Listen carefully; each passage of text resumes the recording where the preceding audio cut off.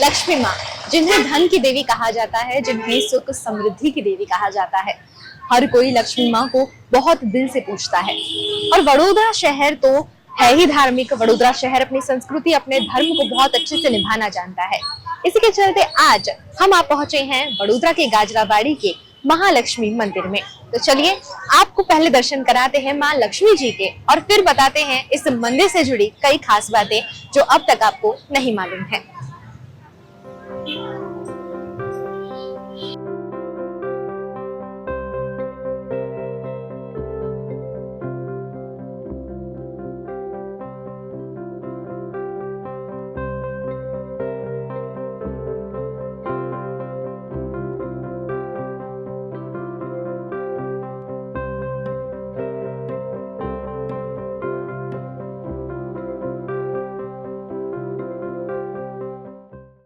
आपने देखा कितनी खूबसूरत तरह से यहाँ पर माँ लक्ष्मी को सजाया गया है, और यहाँ पर भीड़ देखकर आपको अंदाजा लग गया होगा कि माँ लक्ष्मी के इस मंदिर की कितनी मान्यता है। लोग श्रद्धा के साथ यहाँ पर आते हैं दर्शन करने के लिए।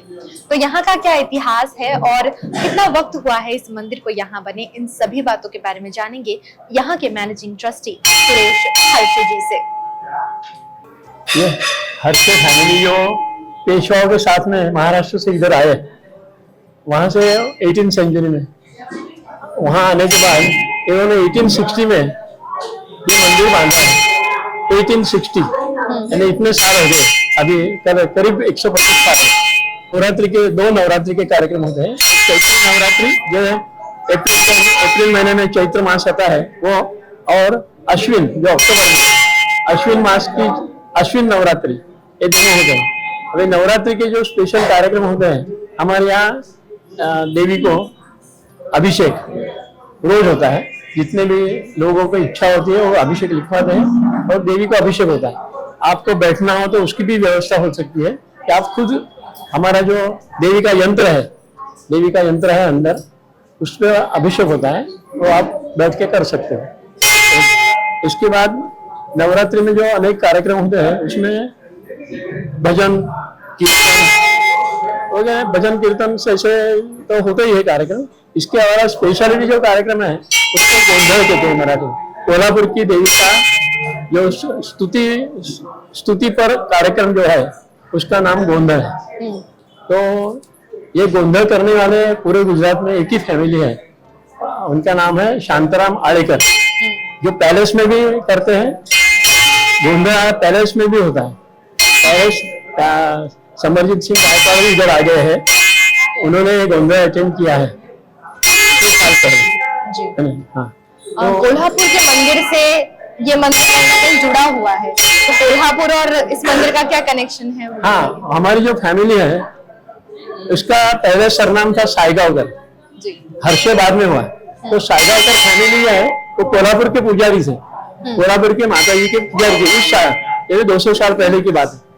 और सायगाव जो सातारा डिस्ट्रिक्ट तालुका, वहाँ जो सातारा गांव है, अरे सायगाव गांव है, वो हमारा गांव है। वहां से ये पुजारी कोल्हापुर में अपॉइंट हुए थे, वो वहां करते थे। उनकी स्पेशलिटी ये थी कि उन्होंने जब मुगलों ने अटैक किया कोल्हापुर में, और कोल्हापुर का मंदिर में क्या हुआ, आपत्ति में आया, तब आपत्ति काल में कोल्हापुर की मूर्ति को सेफ्टी में रखने का काम उन्होंने किया। और ये महाराजा को बहुत आनंद हुआ, इसलिए उन्होंने हर्षे हमारा नाम दिया। अच्छा। हर्ष हुआ, इसलिए हर्षे।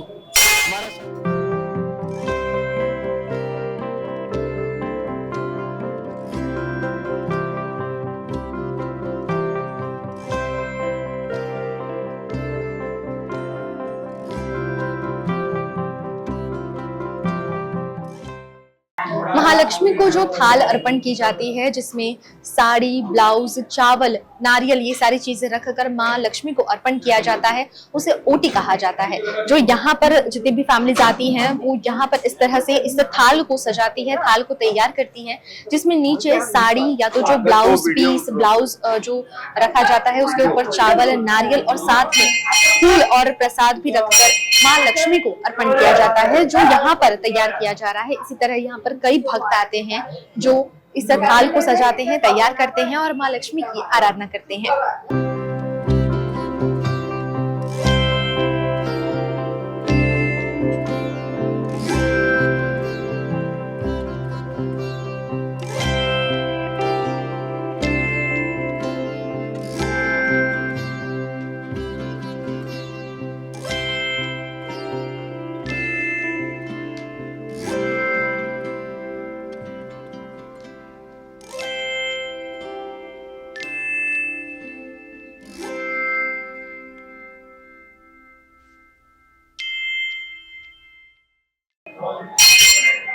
माँ लक्ष्मी के मंदिर में यहाँ पर आरती होती है हर शाम को, और आरती के बाद में इस तरफ आप देखेंगे तो यहाँ पर महालक्ष्मी अष्टक लिखा गया है, जिसे पढ़े बिना यहाँ से कोई भी श्रद्धालु नहीं जाता है। आरती के बाद भी और जब भी वो दर्शन करने आते हैं वो महालक्ष्मी अष्टक जरूर पढ़कर जाते हैं। जिन लोगों को आरती नहीं भी आती हो उन सभी के लिए मंदिरों में ये एक अच्छी सुविधा की जाती है कि वहां पर आरती, स्तोत्रम, ये सारी चीजें लिखी जाती है। जैसे यहाँ पर भी आरती जिन लोगों को नहीं आती है लेकिन वो सभी श्रद्धालु हैं, भक्त हैं माँ लक्ष्मी के, तो वो यहाँ पर देखकर आरती गा सकते हैं।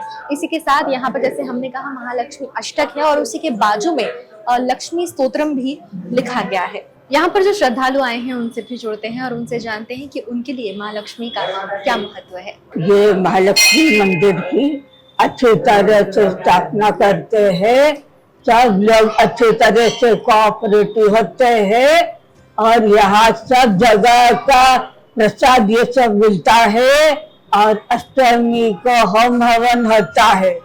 मंदिर साफ सुथरा और स्वच्छ होता है। 8-9 दिन अच्छी तरह से कार्यक्रम होते हैं। ये मंदिर में हम पिछले 10 साल से आ रहे हैं। यहाँ पे हर साल हम महाराष्ट्रियन स्टाइल से माता जी की रोटी भरते हैं और ये मंदिर बहुत प्रसिद्ध है। ये हमारी कुल देवते का मंदिर है, इसलिए हम हर साल आते हैं। पिछले 15 साल से आते हैं। अष्टमी के दिन भी आते हैं, दशहरा के दिन भी आते हैं। जितना हो सके आ सकते हैं, आ जाते हैं। यहाँ बहुत अच्छा है, साफ सुथरा है, मराठी स्टाइल से, महाराष्ट्र स्टाइल से इसको मेंटेन किया हुआ है। ये हमारा जो कुलदेवता का मंदिर है वो कोल्हापुर में है, उसी के तरह से ये सेम मंदिर है। जिनको यहाँ दर्शन करना आना है, जो कोल्हापुर नहीं जा सकते वो यहाँ भी आ सकते हैं और यहाँ से भी माता जी का दर्शन का लाभ ले सकते हैं। मैं यहाँ आज कम से कम 25 साल से कंटिन्यूअस आ रही हूँ, पर पता नहीं ऐसी क्या शक्ति है इस माता जी में कि वो हर परिस्थिति में मुझे यहाँ आने की शक्ति देती है। चाहे मैं बीमार हूँ, चाहे कुछ भी हूँ, पर वो मुझे यहाँ आने की शक्ति दी। यही मेरी श्रद्धा है और इसी पे हर व्यक्ति को विश्वास रखना चाहिए। माता जी के आशीर्वाद से हमको 8 साल के बाद हमारा बेटा आया है और उसके पहले से काफी समय से आ रहे हैं और ये जगह में ऐसी दिव्य शक्ति है, अपने आप हमको खींचती है। हम यहाँ पे और नवरात्रि के समय ये जगह का अलग ही तेज है। माता जी साक्षात यहाँ पे हैं, तो मैं ये कहूँगा कि आपको यहाँ पे आना जरूरी है। एक बार आशीर्वाद लेने तो माता जी का आइए, माता जी आपको रिपीटेडली आपको बुलाती रहेगी। नवरात्रि का माहौल, नवरात्रि का पर्व और इसमें माता रानी का जो मंदिर होता है वहां पर एक वातावरण अलग ही होता है। इस वक्त मैं महालक्ष्मी मंदिर में आकर खड़ी हूँ और हर मंगलवार को खासकर यहाँ पर बहुत ही ज्यादा भीड़ लगती है। खासकर महाराष्ट्रियन जो फैमिलीज होती हैं उनकी यहाँ पर काफी आस्था है और वो यहाँ आकर माँ लक्ष्मी की आराधना करते हैं, उनसे पूजा करते हैं। उनकी आस्था यहाँ पर झलकती नजर आती है। जो आप मेरे पीछे भी देख पा रहे होंगे कि लगातार यहाँ पर भक्तों की भीड़ उमड़ती जा रही है। इसी तरह वडोदरा के जितने भी नागरिक हैं जो इस मंदिर के बारे में जानते हैं, ज्यादातर लोग जो इस मंदिर के बारे में जानते हैं वो सभी यहाँ पर दर्शन करने के लिए जरूर आते हैं और हमारी यही कोशिश रही है कि हम भी आपको इस मंदिर के दर्शन भी कराएं। घर बैठे आपने इस मंदिर के दर्शन किए और इसी के साथ हमने आपको इस मंदिर से जुड़े कई सारे इतिहास के पहलू बताए। उम्मीद करते हैं कि इन इतिहास के बारे में जानकर, इन सभी बातों के बारे में जानकर आपको खुशी मिली हो और आप इस वीडियो को ज्यादा से ज्यादा लोगों तक शेयर कीजिएगा ताकि जो भी वडोदरा वासी हैं, जो बाहर से भी वडोदरा घूमने आते हैं, वो यहाँ एक बार जरूर आए। फिर से लौटेंगे इसी तरह के एक और वीडियो के साथ, तब तक जुड़े रहिए वेरा के साथ।